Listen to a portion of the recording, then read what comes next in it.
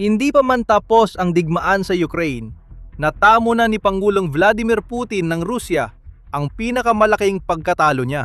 Hindi ito naganap sa mga frontline ng Donbas at hindi rin ito limitado sa mga larangan ng labanan sa Kherson. Sa halip, ito ay nagaganap sa halos 100 malalayang bansa sa silangang Europa at gitna at kanlurang Asya, kabilang ang Moldova, Kazakhstan at Armenia. Ilan lang ito sa mga bansang tinatawag ng Russia na near abroad. Para maintindihan ang termino, balikan muna natin ang 1,000, 900, 91 at pagkakabuwag ng Unyong Sobyet. Isa ito sa pinakamalalaking pangyayari sa kasaysayan. Pero ang pagbagsak ng Unyon ay hindi kasing linis ng akala ng marami. Oo, nagkaroon ng ilang antas ng pampulitikang kalayaan ang mga dating republika ng Soviet. Pero dahil marami sa mga bansang ito ay medyo maliit at wala namang malalawak na likas na yaman, matibay na pambansang infrastruktura o malawak na ugnayang pandaigdig, karamihan sa kanila ay patuloy na umasa ng husto sa Rusya sa mga sumunod na taon. May ilang mga eksepsyon sa ganitong kalakaran. Mas mabilis nakabuo ng matibay na ugnayan sa Europa ang mga bansang Baltic, gaya ng Estonia, Latvia at Lithuania, dahil sa kanilang lapit sa Scandinavia at Poland. Dahil dito, mas naging madali para sa kanila ang makiisa sa mga institusyong kanluranin, magbukas ng rutang kalakalan sa Unyong Europeo at sumali sa EU noong 2004. Nagawa rin nilang putulin ang kanilang koneksyon sa mga power grid noong panahon ng Soviet, itigil ang pag-aangkat ng gas mula sa Russia at pagsamahin ang kanilang mga power network sa kontinental na Europa, pati na rin sumali sa alyansang NATO. Para sa karamihan ng iba pang 11 bansang kabilang sa near abroad, na natiling pangunahing tagapagbigay ng kalakalan, enerhiya at seguridad ang Russia. Ang mga bansang tulad ng Tajikistan at Uzbekistan ay matagal nang umaasa sa Russia para sa kanilang ekonomiya. Marami sa mga bansang ito ay wala ring ibang mapagpipilian kundi gamitin ang transportasyon at logistics na kontrolado ng Russia mula pa Soviet era para mag-export o import. Maraming kabataang Uzbek, Tajik at iba pang tao mula sa mga bansang kabilang sa near abroad ang tumawid ng hangganan papuntang Russia para masuportahan ang pamilya at maghanap ng trabaho. Madalas silang nagtatrabaho ng mahabang oras sa mga trabahong mababa ang sahod at ipinapadala ang malaking bahagi ng kanilang kita pauwi para matulungan ang kanilang mga mahal sa buhay. Kaya kahit na technical na malaya na sila, marami sa mga bansang ito ay parang patuloy pa ring gumagana na tila bahagi pa rin sila ng Soviet Union. At yan mismo ang gusto ng Russia. Gustong-gusto ng Kremlin ang ideya na may halos 100 bansa na umaasa sa Moscow para mabuhay. Bago pa maupo sa kapangyarihan si Putin, sinamantala at pinalawak ng Russia ang impluwensya nito sa mga bansang ito sa iba't ibang paraan. Itinali nito ang mga bansa sa pangmatagalang kasunduan sa kalakalan at mahihigpit na alyansang militar, nakialam sa politika, sumuporta sa separatistang rehiyon, at halos malayang kumilos. Magagagawa nito ang anumang gusto nito, kailan nito gusto, dahil alam nitong marami sa mga bansang ito ay wala ng ibang pagpipilian, kundi magpasakop. Pagka-presidente ni Putin, itinuloy niya ang ganitong gawain. Pinalala pa niya ang sitwasyon sa pamamagitan ng paglalagay ng mga sunod-sunurang leader sa mga bansa tulad ng Belarus. Pinatindi ang pagdepende nila sa Russia at pinahirapan silang makaalis sa impluwensya nito. Gusto niyang manatiling ganoon ang mga bansang kabilang sa tinatawag ng Russia na near abroad sa mga susunod pang dekada para kahit wala na ang Soviet Union, ramdam pa rin ang impluwensya nito sa politika at kalakalan. At kung may bansa mang magpakita ng sinyalis ng paglayo, paparusahan sila ni Putin. Nakita natin ito sa Georgia noong 2008 halimbawa. Noong Abril, inanunsyo ng NATO na balang araw ay sasali ang Georgia sa alyansa, na itinuring ng Moscow na banta sa panghingibabaw nito sa reyon. Naramdaman nito na ang Georgia sa pamumuno ng pro-kanlurang pangulo na si Mikhail Saakashvili ay unti-unting lumalayo sa kanilang impluwensya. Pinlano nito ang pananakop, inakusahan ang bansa ng pagpatay ng lahi, at sinakop ang mga separatistang reyon. Nangyari ulit ito noong 2014 sa Ukraine. Naramdaman ng Russia na lumalapit na ang Kyiv sa Europa. Nagkaroon ng malawak na protesta sa Ukraine. Hinihiling ng publiko na palakasin ng gobyerno ang ugnayang ekonomiya at politika nila sa kanluran. Hindi niya pwedeng hayaang mangyari yon.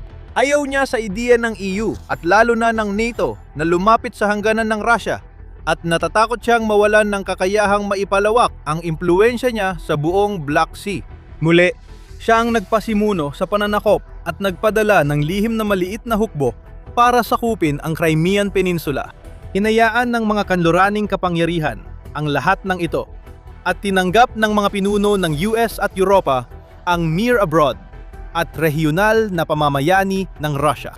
Gaya ng sinabi ng manunulat, analyst at investigatibong mamamahayag na si Casey Michel sa Wall Street Journal, kasama rito sina Bill Clinton na pinilit ang Kazakhstan at Ukraine na isuko ang kanilang mga sandatang nuklear sa Russia, at Barack Obama na nagbulag-bulagan sa pananakop ng Russia sa Georgia. Mahina ang naging tugon sa unang pananakop ng Russia sa Ukraine noong 2014. Ulit-ulit, pinayagan ang Russia na mamuno, makialam at kahit sakupin ang mga dating republika ng Soviet.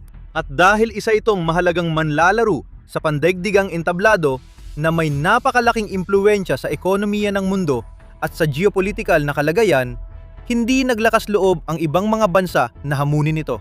Isa rin ito sa mga dahilan kaya sinalakay ni Putin ang Ukraine noong 2022, hindi lang dahil sa pangamba niyang lalapit ito sa kanluran. Ito ay dahil naniniwala siyang kaya niyang kunin at angkinin ang anumang gusto niya mula sa mga bansang kabilang sa near abroad. Pwede niyang ipadala ang hukbo para agawin ang mga teritoryo ng ibang bansa kailanman niya gustuhin. Hindi lang para palawakin ang sarili niyang saklaw ng kapangyarihan, kundi para pagtibayin ang pamana niya bilang dakilang pinuno ng Russia at maging makabagong Pedro, ang dakila na matagal niyang pinangarap. Wala namang humadlang sa kanya nun, kaya bakit magiging iba ngayon? Parang sa Georgia at Crimea lang din ito. Tatawid ang hukbong Ruso sa hangganan. Kukunin ang gusto nila at magtatagumpay ang espesyal na operasyong militar ni Putin. Iyon ang akala niya, pero nagkamali siya sa lahat ng aspeto. Wala sa operasyon ang sumunod sa plano. Hindi naabot ng Russia ang mga layunin at nagdusa ng matinding pagkalugi. Patuloy na nahirapan at napatigil ang mga puwersa nito sa mahahalagang sektor. At nakita ng buong mundo, pati ang mga bansang nasa dating saklaw ng Russia, ang kahinaan ng Moscow. Sa maraming paraan, naging huwaran ang Ukraine sa ibang dating Soviet Republic. Ipinakita nito sa kanila na hindi nila kailangang yumuko at magpasakop sa pressure ng Russia, na kaya nilang tumayo laban sa bansang ito na matagal nang nananakot sa kanila para sumunod, at na maaari na nilang simulan ang sariling landas bilang tunay na malalayang bansa sa mundo. Ang kailangan lang nilang gawin ay gawin ang unang hakbang. Habang may ilan pa ring nag-aatubili, ilang dating Soviet na bansa ang tumalikod na sa Russia na nagbawas sa cloud ng impluensya ng Russia at nag-iwan kay Putin ng mas kaunting kapangyarihan kaysa dati.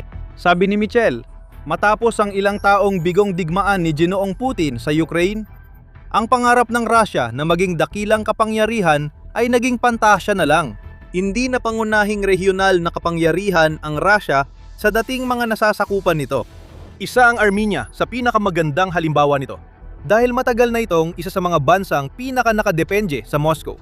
Halimbawa, miyembro ito ng Collective Security Treaty Organization o CSTO, isang intergovernmental na alyansang militar na kinabibilangan din ng Russia, Belarus, Kazakhstan, Kyrgyzstan at Tajikistan. Pinatuloy nito ang mga bantay hangganan ng Russia at pinayagan ang Russia mag-base militar sa pangalawang pinakamalaking lungsod ng Armenia. Malaki rin ang naging puhunan nito sa enerhiya ng Russia at iba pang mga yaman, kaya't sa praktika, para na itong basalyong estado ng Moscow. Gayunpaman, kamakailan, malaki ang naging pagbabago sa relasyon ng dalawang bansa. Nang mapagtanto ng Yerevan na hindi na ang Russia ang maaasahang kaalyado at tagagarantiya ng seguridad na dati nitong inaangking maging, nagsimula itong gumawa ng malalaking hakbang. Halimbawa, itinigil nito ang pakikilahok nito sa CSTO noong 2024 at nagsimulang gumawa ng hakbang para tuluyang kumalas sa alyansa. Nagtatag ito ng bagong ugnayang pangseguridad sa Pransya, India at Estados Unidos. Inalis ang mga gwardiyang Ruso sa hangganan sa ilang lugar at sinimulang talakayin ang pagsali sa EU. Malugod na tinanggap ng EU ang Armenia at nagbigay ng 52 milyong euro na suporta. Kaya natatakot si Putin. Noong Mayo, 2026 tahasang binalaan ni Putin ang Armenia na maaring matulad ito sa Ukraine kung lalapit pa ito sa Europa. Noon, sapat na ang mga salitang yon para matakot at mataranta ang gobyerno at mamamayan ng Armenia. Ngayon, wala nang saysay ang mga pahayag ni Putin. At hindi lang Armenia ang nangangahas sumalungat sa leader ng Rusya. Bago natin talakayin ang ibang bansang lumalayo sa Russia, ginagawa namin ang The Military Show para ipaliwanag kung paano gumagalaw ang kapangyarihan. Kung bago ka rito, mag-subscribe para hindi mo ma-miss ang mga susunod. Ang Moldova ay isa pang dating estado ng Soviet na hindi lang basta-basta lumalayo sa kontrol ng Kremlin, kundi talagang mabilis na tumatakbo palayo sa Moscow hanggat kaya nito. Mulay, ito ay bansang matagal nang umaasa sa Russia para makaraos. Sa loob ng dekada, halos lahat ng enerhiya ng Moldova ay galing Moscow. Pangununing export partner ng bansa ang Russia at may presensyang militar sa humiwalay na rehiyon ng Transnistria, makitid na lupain sa silangang hangganan ng Moldova. Ginamit ng Russia ang Transnistria para mapanatili ang impluwensya nito sa politika at ekonomiya ng Moldova. Nagsisimula ng magbago ang kalagayan. Sa kabila ng tangka ng Russia na makialam sa eleksyon, pinili ng mga taga-Moldova si Maya Sandu bilang maka-Europeanong Pangulo noong 2020 at ang kanyang Partido ng Aksyon at Pagkakaisa, PAS, ay nagwagi rin ng mayorya sa sumunod na taon. Sa mga sumunod na taon, lalo na nang salakain ang Ukraine, malaki ang naging paglayo ng Moldova sa Russia. Pinalakas nito ang ugnayan sa EU at NATO. Binawasan ang pagdepende sa mga rekurso mula sa Russia at tulad ng Armenia, isinulong ang pagsali sa EU. Sa Russian-speaking na Transnistria, lalo nang napapagod at nadidismaya ang mga tao at marami ang gustong muling mapabilang sa natitirang bahagi ng bansa. Tinitingnan na ng pamahalaan ng Moldova ang mga plano para muling mapasama ang reyon matapos ang mga dekada ng pagkakahiwalay. Sa silangan, nagpatibay rin ang Kazakhstan ng mas maigpit na paninindigan laban sa mga kilos ng Moscow sa Ukraine. Halimbawa, tinanggihan nito ang pag-aangkin ng Russia sa teritoryo ng Ukraine at unti-unti nang nagsimulang magtatag at magpatibay ng ugnayan sa ibang mga bansa. Nakita natin na pinalawak ng Kazakhstan ang kalakalan nito sa China, Unyong Europeo at mga estado sa Gulpo, halimbawa. Pati na rin ang pag-explore ng mga bagong kasunduan sa depensa kasama ang Turkey at mga kasosyong kanluranin. Upang lalo pang mabawasan ang pag-asa nito sa Russia, nakatuon ito sa pag-develop at paggamit ng Trans-Caspian International Transport Route na kilala rin bilang Middle Corridor, isang lalong nagiging mahalagang ruta ng kalakalan na nag-uugnay sa China at Europa, dumadaan sa gitnang Asya, ngunit hindi kailanman pumapasok sa teritoryo ng Russia. Noong Mayo 2026 sinabi ng Kazakhstan na hindi na dapat iugnay ang opisyal nitong kasaysayan sa Russia o Unyong Soviet, kundi sa pagiging modernong tagapagmana ng imperyong Golden Horde nung medieval sa steppe. Hindi ito mukhang mahalaga, pero malakas itong mensaheng pampulitika mula sa Astana na nagpapakita ng hangarin ng bansa na makilala bilang malaya at hiwalay sa kolonyal na Soviet na nakaraan. Ginaya ng Kyrgyzstan, timog silangang kapitbahay ng Kazakhstan, ang kanilang ginawa. Nung iginiit ng mga historiador na Ruso na hindi dapat ito ring na dating kolonya ng Russia ang Kyrgyzstan, halimbawa, at iginiit na isulak muli ng kanilang mga Kyrgyz na katapat ang kanilang mga aklat-aralin upang baguhin ang terminolohiyang gamit, nanindigan ang Bishkek. Tumanggi ang mga historiador at opisyal sa hiling ng Kremlin. Lalo na ang mga batang Kyrgyz, mas hindi kanais-nais ang tingin nila sa Russia. Tulad ng binanggit ng iskolar na si Erika Marat, na kamakailan ay sumulat, malaki ang ipinagbago ng pananaw tungkol sa Russia sa Kyrgyzstan mula nang magsimula ang malawakang pananakop sa Ukraine. Tinitingnan ng mga nakababatang henerasyon ng mga eskular ang Sovietization bilang likas na kolonyal na karanasan katulad ng kolonisasyon ng Europa sa Africa at Asia, habang ang Kyrgyzstan sa ngayon ay kakaunti ang pangpipilian, kundi patuloy na umasa ng malaki sa Russia para sa remittances, enerhiya at seguridad. Nagsisimula na rin itong maghanap ng mga oportunidad sa ibang lugar. Noong Nobyembre 2025, naganap ang unang estratehikong pagpupulong ng mga ministrong panlabas ng China at Kyrgyzstan na posibleng simula ng mas mahalagang ugnayan sa hinaharap. Kagaya rin ito ng kwento sa ibang bahagi ng Gitnang Asya. Ang mga geographical na kalagayan ng mga bansa sa bahaging ito ng mundo ay nagpapahirap sa kanila na tuluyang makawala sa impluwensya ng Rusya. Ngunit ginagawa ng ilan ang lahat ng kanilang makakaya upang hindi na masyadong umasa sa Moscow at magbukas ng mga bagong opsyon. Halimbawa, pinalalawak ng Uzbekistan ang kalakalan nito sa Tsina at lumalapit sa Turkey, EU at mga estado ng Gulpo. Samantanta, nanatiling neutral ang Turkmenistan sa digmaan at tumaas ang export ng yaman nila sa China. At kahit sa Tajikistan, kung saan mataas pa rin ang kontrol ng Russia, may mga palatandaan na nagiging mas mahalaga ang impluwensyang pang-ekonomiya ng China. Ayon kay Amerikanong akademiko Walter Russell Mead sa Wall Street Journal, magpapatuloy ito habang may digmaan.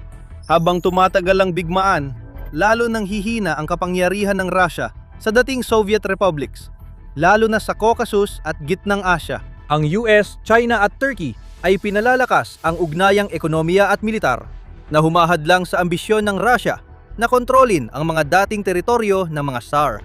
Sabi ni Mead, ganito rin ang nangyayari sa lahat ng bansang katabi ng Russia. Sa Caucasus halimbawa, ipinapakita ng mga opinion poll na ang karamihan, 71% ng mga Georgian, ay nais na sumali ang kanilang bansa sa European Union, habang ang relasyon ng Azerbaijan at Russia ay nasa pinakamababang antas. Kahit sa Belarus, makikita natin ang mga palatandaan na nagsisimula ng humina ang impluwensya ng Russia. Ang pahayag na yan ay dating hindi kapani-paniwala 1 o 2 taon lang ang nakalipas, dahil kilala ang Belarus bilang pinakasukdulang halimbawa ng isang papet na estado ng rehimen ni Putin. Patunay ito kung gaano kalala ang sitwasyon para sa Moscow. Noong Hunyo 2026 halimbawa, ang Pangulo ng Belarus at kaalyado ni Putin, si Alexander Lukashenko, ay epektibong sumunod sa ultimatum na ibinigay ng kanyang katapat mula sa Ukraine, si Vladimir Zelensky. Nagbanta si Zelensky ng aksyong militar laban sa Belarus, maliban kung i-disable nito ang mga signal relay station na ginagamit ng Russia para tulungang gabayan ang mga Shahid attack drone patungo sa mga target sa Ukraine. Kahit matagal ng aso ni Putin si Lukashenko, ayaw pa rin niyang masangkot ang bansa niya sa digmaan ng lampas sa kailangan. Ginawa niya ang hiling ni Zelensky, kaya lalong nahirapan ng Russia sa digmaan. Napansin na ilang beses bumisita si Lukashenko sa China kamakailan at pinagtuunan ng pansin ang posibleng epekto ng mga pagbisita. Nagkomento ang Ukraine Center for Countering Disinformation, CCD, sa pagdalo ng Pangulo ng Belarus sa Beijing. Ang pagbisita ni Lukashenko sa China bilang panimbang sa Russia ay nagpapakita ng humihinang impluwensya ng patakarang panlabas ng Russia. Pagkatapos ng silangang Europa, Timog Caucasus at Gitnang Asya, nababawasan na rin ang impluwensya ng Russia sa pangunahing sateliting estado nito. Ang ideya na ang lahat ng mga bansang kabilang sa near abroad ng Russia ay lumalayo rito ay hindi sana posible bago ang 2022. Bago salakayin ng Russia ang Ukraine, hindi ito perpektong kaalyado o tagapantanggol. Pero ang mga bansa gaya ng Uzbekistan at Armenia ay umaasa sa Moscow para sa tulong sa ekonomiya at suporta sa mahirap na sitwasyon. Ngayon, iba na ang tingin ng dalawang bansa sa Russia at sa maraming paraan, si Putin ang dahilan. Inatake niya ang Ukraine para ipakita ang lakas ng Russia. Pero kabaligtaran ang kinalabasan. Ipinakita ng bigong pagsakop ng Kremlin sa Donbas at kabigwang makamit ang mga layunin nito sa Ukraine ang kahinaan nito. At lalo pang nakakahiya ang kalagayan ni Putin araw-araw. Sa buong linya ng labanan, natitigilan ang mga puwersa ng Russia. Mas matindi na ang pagganti ng Ukraine na nakakakuha ng mahahalagang teritoryo at nagsasagawa ng mga mapanirang pangmalayuang pag-atake gamit ang drone at missile sa kaibuturan ng mga rehiyon ng Russia, pati na sa kabisera nito. Malalaking hakbang na ang ginagawa ng Kyiv para palayain ang Crimea na dati imposibleng mangyari. Gaya ng sabi ni Michelle, ang paniniwala ni Ginoong Putin na masasakop pa niya ang natitirang bahagi ng Donbas ay malayo na sa realidad, na nagpapakita ng kawalang saysay ng mga pahayag ng Russia tungkol sa kanilang kapangyarihan sa rehiyon. Nakikikita ito ng buong mundo, pati mga dating Soviet Republic, at hindi nila gusto ang nakikita nila dahil lumabas na ang tunay na kulay ng Russia. Hindi ito tunay na kaalyado o tagapangalaga. Hindi ito military superpower na kinatatakutan ng lahat. Isa lang itong desperadong siga na sinubukang sagarin ang isa sa mga biktima nito. Kaya ngayon, tumalikod na ang buong klase laban dito. Kapag idinagdag pa natin ang mga katotohanang bumababa ang populasyon ng Russia, wasak ang ekonomiya nito at maraming lokal na industriya ang bumabagsak dahil sa hindi malusog na monopolyo ng sektor ng depensa, malinaw at tiyak ang ipinapakita ng mga ebidensya. Bilang nga talaga ang mga araw ng Federasyong Ruso sa pagkakakilala natin dito, lalo na ang rehimen ni Putin. Ngayon, maaari mong malaman pa kung paano bumaliktad ang agos ng laban kay Putin sa video na ito, na nagpapaliwanag kung paano nagplano at nagsagawa ang mga espesyal na puwersa ng Ukraine ng isang mapagpasyang pananambang laban sa kanilang mga kalaban sa isang mahalagang lokasyon sa Zaporizhia. Alamin sa video na ito kung gaano kahirap ang buhay ng mga sundalong Ruso, kung paanong ang karaniwang haba ng buhay ng mga tropang pangsalakay sa unahan ay ilang minuto lang, hindi mga araw. Mag-subscribe sa The Military Show para sa maiinit na balita, mga pananaw at pagsusuri sa digmaan sa Ukraine.